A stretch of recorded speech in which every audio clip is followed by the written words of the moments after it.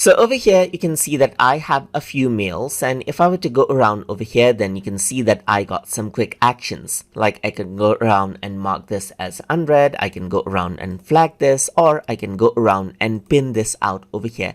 As you can see, I can go around and pin this out over here just like this as well. So if I were to go around over here and then let's say for example go to settings, so if I were to go to view and view settings right here, then I can go around onto mail and I can go around over here onto, let's say for example, onto customize actions, and then you will be able to access them as you can see. So I can go around and enable archive as well and so forth, but I do need to disable something else.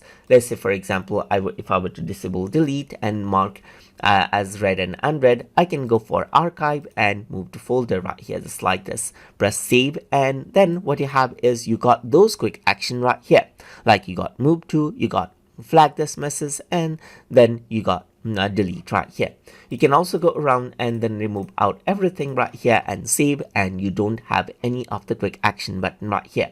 So you can go around and delete it or archive it, or let's say for example you can go around and pin it. So you can enable these three, press save, and then you get the save right here. And let me just go back onto flag right here, and those are the quick action button. If I were to go around onto the other mail, then I get the same option over here as well. So you can see that I get the quick action button over here just like this as well for the other mail as well. And that is how you can enable and disable quick action buttons inside of Microsoft Outlook. So hope you guys learned something as always.